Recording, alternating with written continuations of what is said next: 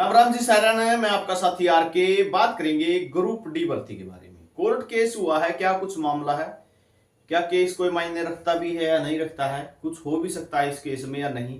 Complete जानकारी आपको इस वीडियो में मिलेगी और चैनल पर नए हैं तो चैनल को सब्सक्राइब जरूर करना। एचएसएससी भर्तियों से जुड़ी हर जानकारी आपको मिलेगी। तो यहाँ पे आप देख सकते हैं केस लगा है ये 2025 के अंदर, ठीक है। 2025 में लगाया गया है। केस नंबर है 4679 और CWP 4679 2025। वरुण भारद्वाज नाम अच्छे से आपको सुना होगा ये बिल्कुल, क्योंकि सीईटी में भी इस नाम की काफी चर्चा रही है, ठीक है। कहां से शुरुआत हुई थी इसके बारे में बात करें तो इसने जो कैंडिडेट ने बिजली बोर्ड से शुरुआत की थी, वहां से उससे संबंधित जो है डिपार्टमेंट से संबंधित एक केस लगाया था। उसके बाद आपने जो 5 नंबर वाला जो काम मामला था, ठीक है भाई, 5 नंबर असंवैधानिक है, उस मामले में भी इस लड़के का नाम आपने सुना होगा। State of Haryana and others के सार्थक गुप्ता इसके जो है एडवोकेट है, ठीक है। पेंडिंग है और अगली हियरिंग का इसकी 23 मई है, ठीक है। क्यों ये केस लगा हुआ है, क्या कारण है, क्यों अब ये समस्या खड़ी होने लग रही है, क्या कुछ मामला है, इसके बारे में चर्चा करेंगे विस्तार से। तो 23 मई 2025 है, तो पीछे जो कोई हियरिंग हुई है या नहीं हुई है इस बात पे बात करें तो यहां से मैं आपको दिखा देता हूं। इस पे पहले 2 डेट लग चुकी हैं और ये यहाँ पे आप देख सकते हो, ठीक है। 28 फरवरी और जो है 19 फरवरी, ये 2 हियरिंग इस पे लग चुकी है पहले। और इसका जो ये ऑर्डर देखें हम, ठीक है, जो अभी 28 फरवरी को ऑर्डर आया था इसका, अगर वो ऑर्डर देखें तो यहाँ पे आपको देखने को मिल जाएगा, यहाँ पे आप देख सकते हो, Varun Bhardwaj and ORS versus state of Haryana. Mister Sarthak Gupta advocate है इसके। क्या है, notice of motion returnable for 23/5/2025, 23 मई 2025 के लिए रिटर्नेबल बोला गया है। मोशन ऑफ रिटर्नेबल है क्या ये मामला, इसके बारे में चर्चा करेंगे। पहले केस को समझ लेते हैं है क्या केस में।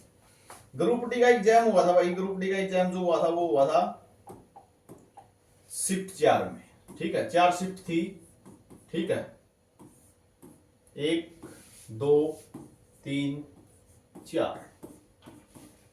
केस है नॉर्मलाइजेशन का, ठीक है। इस लड़के के नंबर नॉर्मलाइजेशन में कम हो गए, नंबर थे ज्यादा, लेकिन नॉर्मलाइजेशन की वजह से कम हो गए। बहुत से ग्रुप डी का रिजल्ट आया जिस टाइम, उसने बहुत सारे कैंडिडेटों ने देखा होगा, ठीक है। 72 क्वेश्चन ठीक बन रहे थे, लेकिन कितने नंबर पाया गए में 66 नंबर पाया गए। किसी का स्कोर 72 बन रहा था, वो भी 66 पाया गया। ये क्वेश्चनों की बात कर रहा हूं मैं, ठीक है, ये मैं मार्क्स की बात कर रहा हूं। यानी 500 नंबर कम हो गए थे। सिंपल सी बात भाषा में बात करा तो 500 नंबर कम हो गए थे। तो इसने नॉर्मलाइजेशन पे केस कर रखा है। इसका कहना क्या है, इसका कहना ये है कि ग्रुप डी का जो पेपर बनाया गया था, ठीक है, वो सारा एक ही पैनल के द्वारा बनाया गया था, ठीक है, एक ही पैनल के द्वारा बनाया गया था। यानी अगर साइंस के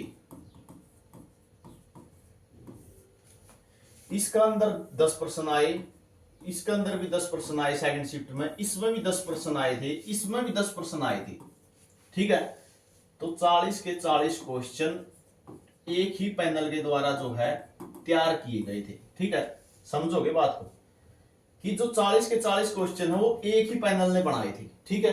तो नॉर्मलाइजेशन की आवश्यकता नहीं है। नॉर्मलाइजेशन तो वहां पे होता है जहां पे एग्जाम बहुत ज्यादा दिन चलते हैं और पैनल पेपर सेट करने वाले जो पैनल है वो अलग अलग हो। जैसे RPF के पेपर अभी चलने लग रहे हैं, ठीक है, रेलवे पुलिस फोर्स के, रेलवे ग्रुप डी के होते हैं, RRB ग्रुप डी, ठीक है, लंबे एग्जाम चलते हैं। उनमें क्या है, पहले क्या पता 10 दिन के पेपर तो कोई सी टीम सेट करने लग रही है, ठीक है, फिर 5 दिन के कोई सेट करने लग रहा है, फिर 4 दिन के कोई सेट करने लग रहा है। तो इनमें नॉर्मलाइजेशन जरूरी है। ये केस लगाया है इसने। इसका कहने का एक ही अर्थ है, इसने कहा है कि शिफ्ट तो 4 थी, ठीक है, लेकिन जो पेपर का लेवल तैयार करना था, ठीक है, उसकी कौन था, एक ही टीम, एक ही पैनल था। तो नॉर्मलाइजेशन आवश्यक नहीं रहता।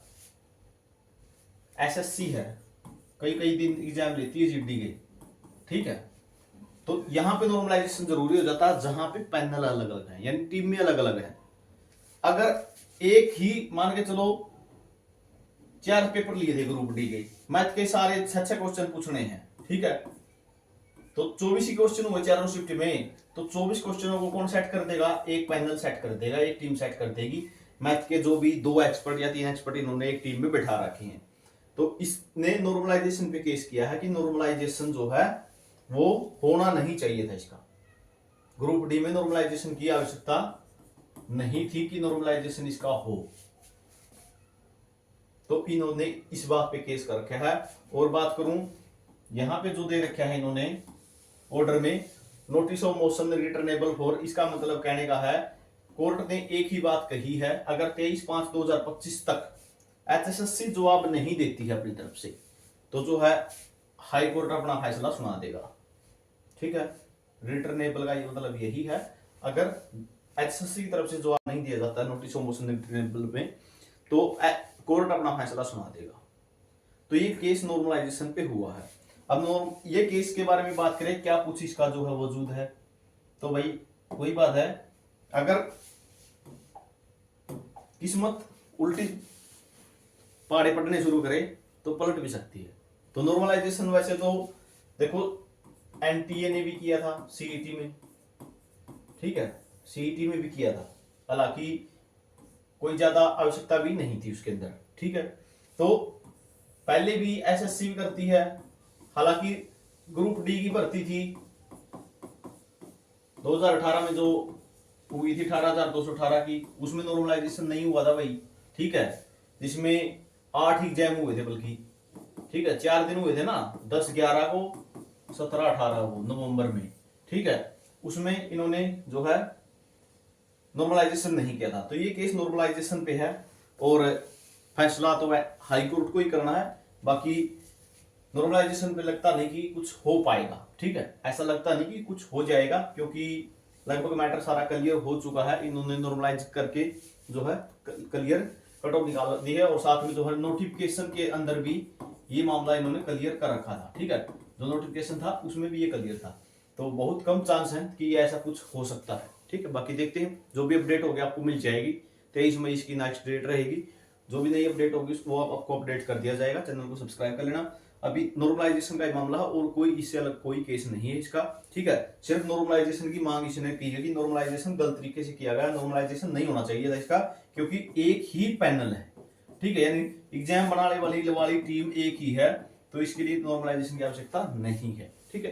हालांकि ग्रुप डी के फार्म भरवाए उसी टाइम सीईटी के, तो उसी टाइम इन्होंने नोटिफिकेशन में स्पष्ट कर रखा था भाई नॉर्मलाइजेशन होगा। इसमें चाहे आपका पहली शिफ्ट में आ जाओ या 4th शिफ्ट में आ जाओ, ठीक है, सभी के लिए इक्वल मैटर करता है ये।